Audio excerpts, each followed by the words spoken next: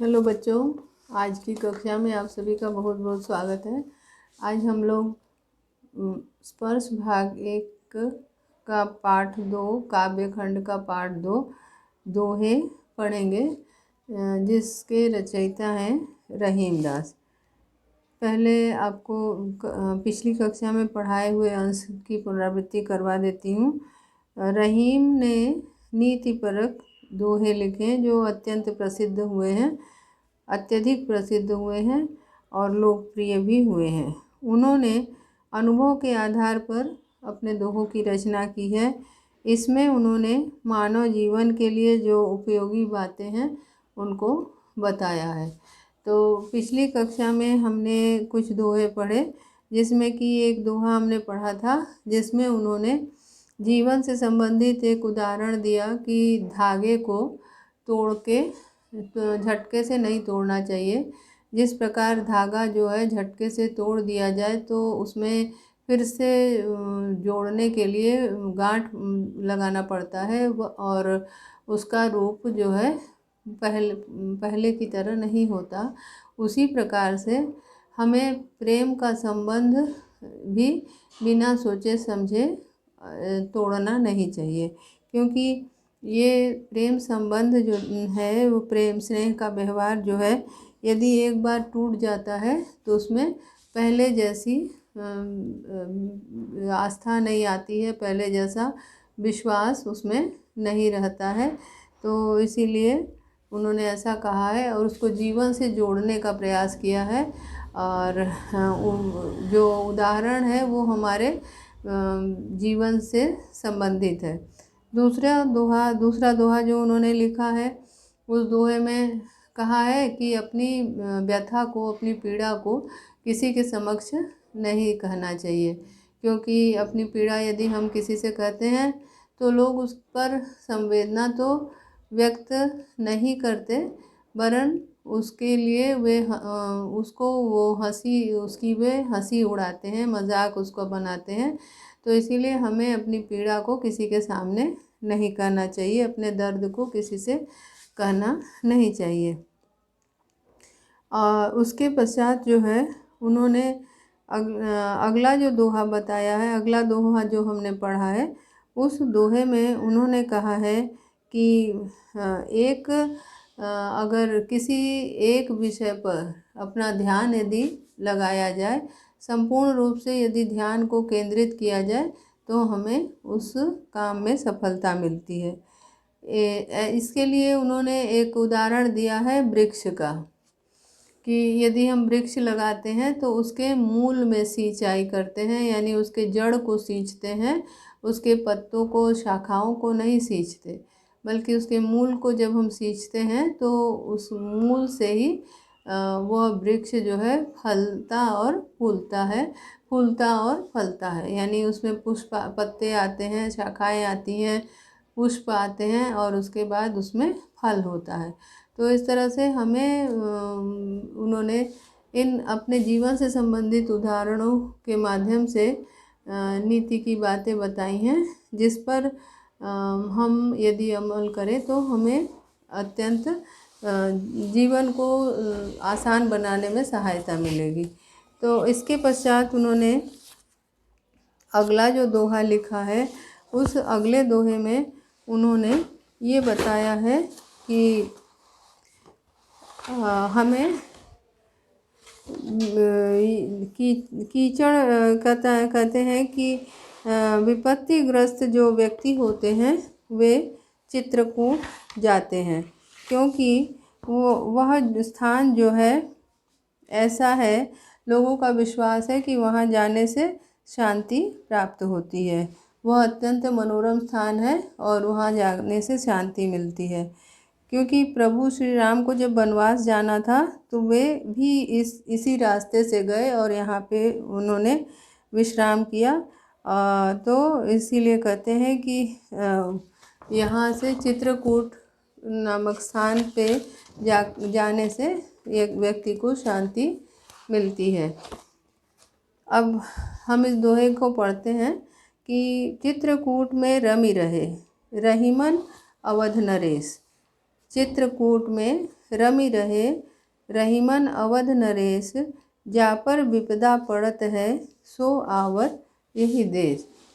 जो रमी रहे शब्द है, रमी रहे का अर्थ है रम गए। रमी रहे का अर्थ है रम गए। रमी रहे, रमी रहे का अर्थ है रम गए। और उसके बाद जो है अवध नरेश। अवध नरेश, अवध नरेश का अर्थ है अयोध्या के राजा राम। जा पर यानी कि जिस पर। जा पर का अर्थ है जिस पर। जा पर यानी कि जिस पर, जिस पर।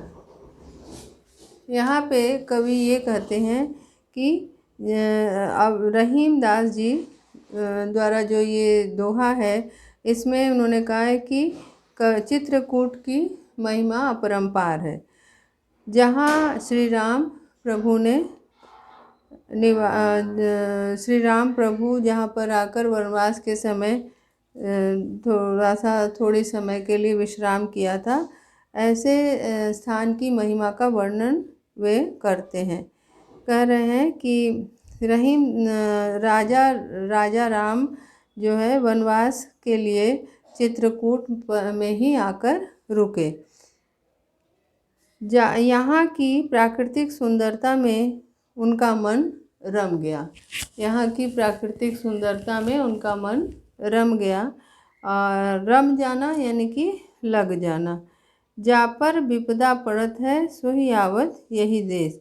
यहाँ पे ये बता रहे हैं कि जा पर विपदा पड़त है, यानी कि कवि कहते हैं कि जिस पर विपत्ति आती है, जिस व्यक्ति पर विपत्ति आती है, विपदा,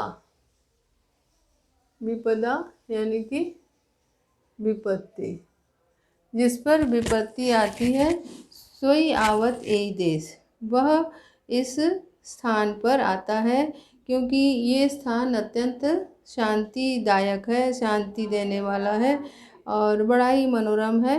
इसीलिए कवि कह रहे हैं कि श्री राम प्रभु वनवास जाते समय कुछ समय के लिए यहाँ पर उन्होंने रमण किया था, यहाँ वे रुके थे, विश्राम किया था।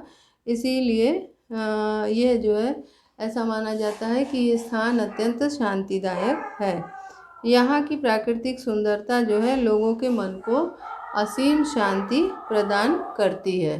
अब इसके काव्य सौंदर्य पे चर्चा हम करेंगे कि इसमें क्या काव्य सौंदर्य के कौन कौन से अंग एवं गुण विद्यमान है। जैसे यहाँ पे कवि ने ब्रज भाषा में बड़ा ही सरस और प्रभावशाली वर्णन किया है, प्रभावशाली शब्दों का प्रयोग करके इसमें वर्णन किया है। और दोहा छंद में ये लिखा गया है ये। और इसमें जो है रमी रहे रहीमन, रमी रहे रहीमन पंक्ति में रमी रहे रहीमन पंक्ति में यहाँ पे र वर्ण की आवृत्ति होने के कारण अनुप्रास अलंकार है। जैसा कि पिछले दोहे में भी आपको हमने बताया था कि जब एक ही वर्ण की दो या दो से अधिक बार आवृत्ति होती है, यानी उसे दोहराया जाता है, तो वहाँ पे अनुप्रास अलंकार होता है। तो रमी रहे रहीमन, इसमें र वर्ण की आवृत्ति हुई है लगातार 3 बार, तो यहाँ पे अनुप्रास अलंकार का प्रयोग दर्शनीय है। श्री राम का उदाहरण देकर कवि ने दृष्टांत अलंकार का भी प्रयोग किया है। श्री राम का उदाहरण दे करके उन्होंने दृष्टांत अलंकार का भी प्रयोग किया है। तो एक बार फिर से इसका अर्थ समझा देती हूँ कि चित्रकूट में रमी रहे।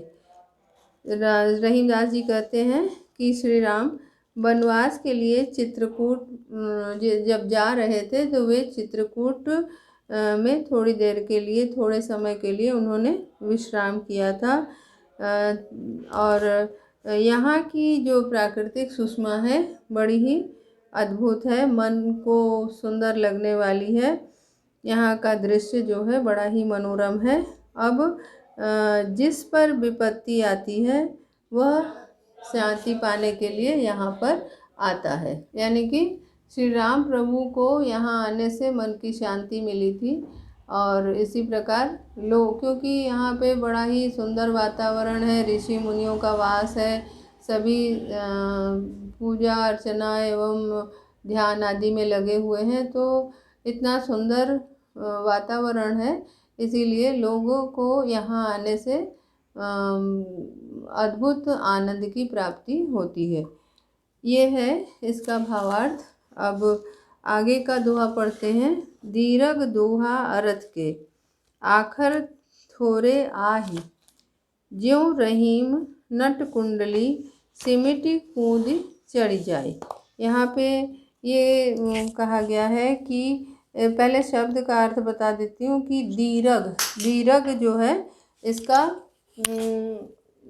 तद्भव है दीर्घ शब्द। दीर्घ का तत्सम है दीर्घ। दीर्घ यानी दीर्घ। दीर्घ दोहा अर्थ। अर्थ का भी जो है तत्सम है अर्थ। अर्थ का तत्सम है अर्थ। ठीक है, ये तत्सम शब्द है।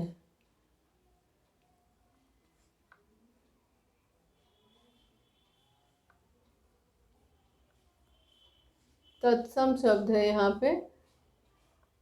तो यहाँ ये कहा जा रहा है कि दीर्घ दोहा अर्थ के, अर्थ की दृष्टि से दोहा छंद अत्यंत बड़ा होता है, यानी कि अर्थ उसमें बड़ा होता है। ठीक है। और अर्थ आखर थोड़े आही, आखर का अर्थ है अक्षर। आखर भी तद्भव शब्द है। आखर शब्द जो है तद्भव है, इसका तत्सम है अक्षर। तो दीर्घ दोहा अर्थ के, आखर थोड़े आही। आखर थोड़े आही माने इसमें अर्थ बड़ा होता है लेकिन अक्षर थोड़े से होते हैं, अक्षर अत्यंत कम होते हैं लेकिन अर्थ इसका बहुत बड़ा होता है। ज्यों रहीम नट कुंडली, ज्यों माने जैसे, रहीम दास जी कहते हैं कि ज्यों जैसे नट। नट एक जाति होती है, कलाकार जो कलाबाजी जो खेल दिखाते हैं। नट का अर्थ यहाँ पे आप कलाकार ले लीजिए, पर ये जो है एक नट की जाति होती है जो कि खेल दिखाते हैं। तो कह रहे हैं जैसे नट जो है अपने शरीर को समेट कर कुशलता पूर्वक अपने तंग मुंह वाली जगह पे कुंडली के बीच में से निकल जाता है। मतलब उसका शरीर, अपने शरीर को वह अपने बस में कर लेता है, यानी कि इतना ज़्यादा वह अपने शरीर पर अपना संयम रखता है। अपने शरीर पर उसे इतना संयम है कि छोटी सी अपने कुंडली, अपने नस पे, अपने कुंडली पे वह जैसे धीरे धीरे वह ऐसा होता है ना कि वो लोग जो है एक डोरी या रस्सी पे चढ़ के खेल दिखाते हैं। नट की एक जाति होती है जो एक डोरी पे चढ़ के तरह तरह के खेल दिखाते हैं। कभी वो उस डोरी पे अपने शरीर का ऐसा वो संतुलन बनाते हैं कि उसी में, उस डोरी में ही जैसे एक बांस होता है, बांस के भरोसे वो ऊपर चढ़ते हैं और चढ़ के उस रस्सी पे चलते हैं। कभी कभी थाली रख के थाली के किनारे किनारे पंजे को रख कर चलते हैं। तो उनको, वे अपने शरीर को इस प्रकार हल्का कर लेते हैं, इतना वे अपने कुंडली को बस में कर लेते हैं कि उनका शरीर उनके अपने बस में होता है। और इसीलिए कहा है कि नट जो होती है जाति, वो अपने कुंडली को समेट कर यानी छोटा बना के और कूद के उसके ऊपर चढ़ जाती है और उसमें वो खेल कर दिखाते हैं। इनको नट को बाजीगर भी कहते हैं। ये खेल दिखाते हैं, जादू की तरह इनका खेल होता है। इनको अपने शरीर पे पूरा संतुलन इनका बना हुआ होता है और इस तरह से वे अपने शरीर को हल्का करके समेट के कहीं भी चढ़ जाते हैं, रस्सी पे या कहीं भी चढ़ के खेल दिखाते हैं।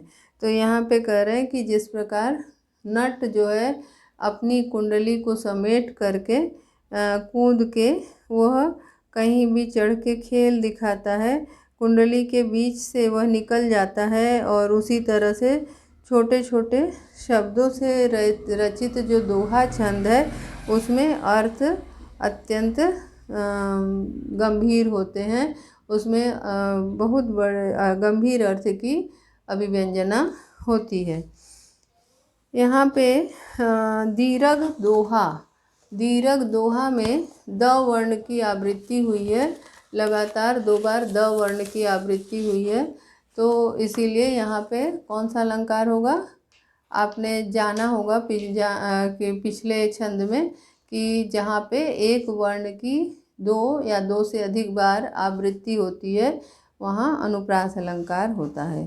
तो यहाँ पे अनुप्रास अलंकार है दीर्घ दोहा में। और उसके पश्चात आप इसकी भाषा देखें, भाषा इसकी ब्रज भाषा है।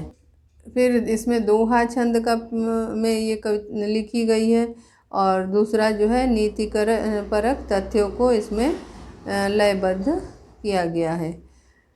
कवि ने अपनी प्रतिभा से इन छोटे से दोहे में दृष्टांत अलंकार, दोहा, दीर्घ दोहा में अनुप्रास अलंकार और ज्यों रहीम नटकुंडली पंक्ति में उत्प्रेक्षा अलंकार का प्रयोग किया है। जैसे कि आपको बता देते इसकी परिभाषा बता दे या उसमें आपको पहचान बता दे उत्प्रेक्षा अलंकार की। उत्प्रेक्षा अलंकार में क्या होता है? जब प्रस्तुत में अप्रस्तुत की संभावना की जाती है और ज्यों, जनु, मनु, मानहु आदि शब्दों का प्रयोग किया जाता है तो वहाँ उत्प्रेक्षा अलंकार होता है। जैसे कि आप अप्रस्तुत पे प्रस्तुत, यानी कि जो आपके सामने है वह प्रस्तुत और जो आपके सामने नहीं है वह अप्रस्तुत। यानी कि उपमान आप जो जिससे तुलना कर रहे हैं उपमान आपका कैसा होगा? अप्रस्तुत होगा। और एक उपमेय है, तो जहाँ उपमेय में उपमान की संभावना की जाए वहाँ उत्प्रेक्षा अलंकार होता है। तो यहाँ पे उत्प्रेक्षा अलंकार का प्रयोग हुआ है। जो शब्द है जिससे आपको उत्प्रेक्षा अलंकार पहचानने में आसानी होगी। और यहाँ आपने देखा कि अर्थ बड़ा इसमें जो है उत्प्रेक्षा के माध्यम से अर्थ को बड़े स्वाभाविक ढंग से व्यक्त किया गया है, अर्थ को समझाया गया है दृष्टांत के माध्यम से। तो इस प्रकार ये दोहा छंद बड़ा ही दोहे छंद में कही गई कवि की बात बड़ी ही प्रभावशाली लग रही है, प्रभावशाली ढंग से उन्होंने कहा है। अब अगला दोहा पढ़ते हैं। अगला दोहा है धनी रहीम जलपंक को। धनी रहीम जलपंक को लघुजी पियत अघाए, उदधि बढ़ाई कौन करे, जगत पियासो जाए। धनी रहीम, धनी का अर्थ क्या होगा? धनी यानी धन्य। धनी का अर्थ होगा धन्य, माने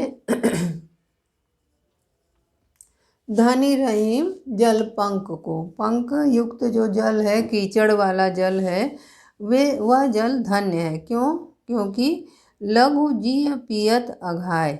लघु जीय, लघु माने छोटा और जीव का शुद्ध रूप क्या है? जीव। ठीक है, लघु जीव, लघु माने छोटा सा जीव, छोटा प्राणी भी। पियत अघाय, पी करके वह तृप्त हो जाता है। अघाय का अर्थ क्या है? तृप्त होना। अघाय यानी कि तृप्त होना, तृप्त होना। तो लघु जीव पियत अघाय यानी कि लघु जो प्राणी है, छोटा सा प्राणी है, वह भी इस पंख युक्त जल को यानी कीचड़ से युक्त जल को पी करके संतुष्ट हो जाता है। उसकी तृष्णा मिट जाती है, उसकी प्यास मिट जाती है। परंतु उदधि बढ़ाई कौन करे। उदधि, उदधि जो है वह समुद्र की पर्यायवाची है। उसका अर्थ है समुद्र। उदधि बड़ाई, बड़ाई यानी प्रशंसा। उदधि बड़ाई कौन करे, समुद्र की प्रशंसा कौन करेगा। जगत पियास हो जाए, जिसके पास से जगत माने संसार प्यासा ही वापस लौट आता है। यानी कि कहने को तो समुद्र के पास जल की अथाह राशि, अथाह संपत्ति है, मतलब बहुत ज़्यादा जल है उसके पास, परंतु वह जो है जल लोगों को तृप्त नहीं करता। लोग वहाँ पे जाके प्यासे ही लौट आते हैं। जबकि छोटा सा जो वो है, पोखर है, तालाब है, उसका जो पंख युक्त जल है यानी कीचड़ से युक्त जल है, उस जल से छोटे प्राणी भी अपनी प्यास बुझा लेते हैं। वो अपने प्यास को मिटा लेते हैं और वे तृप्त हो जाते हैं, उनकी प्यास बुझ जाती है। तो इसीलिए कवि कह रहे हैं कि जो पंख युक्त जल है वह धन्य है। ठीक है, यहाँ सरोवर यानी तालाब के कीचड़ से युक्त जल को धन्य कहा गया है कि उसके अंदर प्यास बुझाने की क्षमता है। और जबकि जल राशि का स्वामी उदधि, जिसके पास इतना सारा जल है, परंतु उसके पास इतनी क्षमता नहीं है कि उसके जल से किसी की प्यास बुझे। यहाँ पे सागर का जो खारा पानी है वह पीने योग्य नहीं है, ये बताया गया है। और कवि ये कहना चाहते हैं कि जीवन की सार्थकता, इसके माध्यम से उन्होंने जीवन की सार्थकता बताने का प्रयास किया है कि जीवन की सार्थकता इसी में है कि हम भलाई करें, हम भलाई का कार्य करें। हमारे पास जितना सामर्थ्य है हम उस सामर्थ्य के अनुसार लोगों का उपकार करें। परोपकार ही सर्वश्रेष्ठ धर्म है। परोपकार से ही आपके यश में, आपकी कीर्ति में वृद्धि होगी। यदि आपके पास सामर्थ्य है, यदि आपके पास क्षमता है, तो आप उस क्षमता का प्रयोग लोगों की भलाई करने में करें, नहीं तो आपकी क्षमता बेकार है। उसी तरह से जैसे अथाह जल राशि से युक्त समुद्र किसी की प्यास नहीं बुझा सकता, किसी को भी संतुष्ट नहीं कर सकता, किसी की भी तृष्णा को नहीं मिटा सकता। अतः कवि यहाँ पे ये बताना चाहते हैं कि हमें लोगों की भलाई में अपने लोगों की भलाई में अपना योगदान देना चाहिए। लोगों का उपकार हमेशा करते रहना चाहिए, यदि हमारे पास सामर्थ्य है तो, यदि हम उसके काबिल हैं तो हमें लोगों की भलाई हमेशा करते रहना चाहिए। यहाँ पे धनी रहीम जल पंख को लघुजिय पियत अघाय, और उदधि बढ़ाई कौन करे जगत पियास हो जाए। यहाँ पे अघाय और जाय, इसमें तुक अंत में जो है यह वर्ण आया है, यहाँ दोनों ही पंक्तियों के अंत में यह वर्ण आया है। यहाँ पे अंत्यानुप्रास का प्रयोग है। ये अंत्यानुप्रास जो है वह अनुप्रास का ही एक प्रकार है। हाँ, तो इसमें जो है उन्होंने समुद्र के खारे जल के माध्यम से लोगों को नीति की बात बताई है। और एक हर दोहे में ये खासियत है इनके दोहे की कि हर दोहे में इन्होंने एक उदाहरण ऐसा दिया है जो उदाहरण हमारे समसामयिक जीवन से माने उदाहरण हमें मिलते हैं, और उन उदाहरणों से हम इनकी बातों को आसानी से समझ सकते हैं और फिर हम उसे अपने जीवन में उतार सकते हैं। तो इस प्रकार से इन्होंने जो बात कही है हम उसे यदि समझेंगे तो हमको उसका लाभ मिलेगा। तो ये आपको दोहा स्पष्ट हो गया होगा। अब अगला दोहा है, नाद रीझ तन देत मृग। नाद रीझ तन देत मृग, नर धन हेत समेत, ते रहीम पशु से अधिक, रीझेऊ कछु नहीं दे। यहाँ कवि ने ये बताया है कि जो नाद है, नाद यानी कि आवाज़, नाद यानी आवाज़, ध्वनि, ध्वनि सुनकर, सुंदर मीठी ध्वनि सुनकर के मृग जो है उसी में रीझ करके अपने प्राणों की आहुति दे देता है। इस दोहे में उन्होंने ये बताना चाहा है कि मनुष्य यदि कृपण है, मनुष्य यदि कंजूस स्वभाव का है, तो उसके बारे में उन्होंने बताया है कि जो मनुष्य कंजूस है उसका जीवन बेकार है, उससे उसका जीवन वृथा है, क्योंकि मतलब वो तुच्छ प्राणी है। क्योंकि जब पशु होकर मृग सुंदर ध्वनि सुनकर अपने प्राणों की आहुति दे देता है, यानी कि उस एक जानवर होकर, एक पशु जो है, मृग जो है एक पशु है, लेकिन वह जो है जब किसी से खुश होता है, यानी उस ध्वनि से वह खुश हो जाता है, तो वह अपने प्राणों की आहुति तक दे देता है। और कह रहे हैं कि ते रहीम पशु से अधिक, परंतु वे मनुष्य जो पशु जो ऐसे होते हैं कि खुश होने पर भी कुछ नहीं देते, कंजूस होते हैं, कृपण होते हैं, ऐसे मनुष्य का जीवन बेकार है। ते रहीम पशु से अधिक। इसी जैसे मैंने बहुत सारे लोग हैं, जैसे प्रसन्न हो जाते हैं तो वे खुश होकर अपना बहुत कुछ, अपना सब प्रेम में, उसके प्रेम में धन दे देते हैं, अपनी दौलत दे देते हैं। और तो कवि कह रहे हैं कि जब एक पशु होकर मृग खुश होने पर, ध्वनि से, नाद से खुश होने पर अपने प्राणों की आहुति दे सकता है, तो मनुष्य तो बहुत कुछ दे सकता है। परंतु जो मनुष्य प्रसन्न होने पर भी कछु नहीं देते, कछु माने कुछ नहीं देते हैं, उनका जीवन बेकार है, उनका जीवन पशु से भी ज़्यादा तुच्छ है। वे पशु से भी ज़्यादा तुच्छ प्राणी हैं, जो प्रसन्न होने पर भी उस प्रसन्नता के लिए किसी को कुछ पारितोषिक नहीं देते हैं। कवि इस दोहे के माध्यम से स्पष्ट करना चाहते हैं कि दूसरों की अच्छाई से यदि हम प्रभावित होते हैं, तो हमें प्रभावित होकर कभी भी उसे खाली हाथ जाने नहीं देना चाहिए, खाली हाथ उसे लौटाना नहीं चाहिए।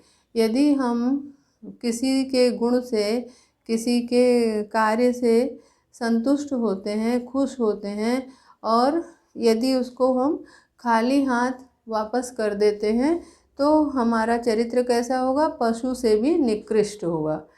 उन्होंने इसके लिए एक उदाहरण हिरण का दिया है कि जैसे हिरण सुंदर ध्वनि सुन करके अपने प्राणों तक को प्राणों की आहुति दे देता है, माने प्राण को भी गंवा देता है, प्राण अपना जीवन दान कर देता है। तो हम तो मनुष्य हैं, हमें तो बहुत कुछ देना चाहिए। यही उन्होंने यहाँ पे इस दोहे के माध्यम से कहना चाहा है। यहाँ पे देखिए आप, नाद देत तन देत मृग, नर धन हेत समेत, ते रहीम पशु से अधिक, रीझेऊ कछु नहीं देत। यहाँ पे भी समेत और हेत दोनों पहली पंक्ति का भी अंतिम वर्ण त है और दूसरी पंक्ति का भी अंतिम वर्ण है त। तो यहाँ पे भी अंत्यानुप्रास है। जैसा कि आपको हमने पिछले दोहे में भी बताया कि जब अंतिम वर्ण एक जैसा हो तो वहाँ पे अंत्यानुप्रास होता है। अंत्यानुप्रास अनुप्रास का ही एक भेद है। ठीक है, इस प्रकार आपने आज कुछ दोहे पढ़े। उन दोहों में सबसे पहले आपने देखा, जिस दोहे के बारे में उन्होंने कहा है कि जब व्यक्ति जो है विपत्ति में होता है तो चित्रकूट जैसे सुंदर स्थान में, मनोरम स्थान में आता है और वहाँ पे उसका मन लगता है, उस सुंदरता में, उस प्राकृतिक सौंदर्य में उसका मन रम जाता है। जैसे कि श्री राम प्रभु का मन वनवास में जाते समय वहाँ पे लग गया था और उन्होंने वहाँ पे कुछ अवधि के लिए विश्राम किया था, रमण किया था। अब दूसरा दोहा हमने पढ़ा कि हमें जो है उन्होंने बताया कि दोहा छंद जो है अत्यंत छोटा होता है, लेकिन छोटे होने पर भी उसमें गूढ़ अर्थ रहता है, उसमें एक बहुत बड़ा अर्थ छिपा हुआ होता है। और अगला दोहा हमने पढ़ा कि रहीम दास जी कहते हैं कि छोटा प्राणी भी पंख युक्त सरोवर के जल को पी करके अपनी प्यास बुझा लेता है, जबकि एक समुद्र के पास बहुत कुछ है परंतु बहुत जल है, लेकिन वह किसी की प्यास नहीं बुझा सकता। इसीलिए धन यदि आपके पास अधिक है तो आपका धन तभी सार्थक है, आपकी संपत्ति तभी सार्थक है जब आप उसको दूसरों के भलाई के लिए लगाएं। अब अगला दोहा हमने कहा कि यदि व्यक्ति कंजूस है तो उसका जीवन बेकार है, क्योंकि पशु जैसा, मृग जैसा पशु भी ध्वनि की सुंदरता को देखकर खुश होकर अपने प्राण तक की आहुति दे देता है। तो इंसान तो बहुत कुछ दे सकता है, तो इसीलिए जो इंसान कंजूस होता है और प्रसन्न होने के बाद भी कुछ देता नहीं है किसी को, खुश होने पर भी किसी की अच्छाई से खुश होकर यदि उसको कुछ नहीं देता है तो उसका जीवन बेकार है। धन्यवाद। आज हम लोग यहीं समाप्त करते हैं, फिर अगली कक्षा में मिलेंगे।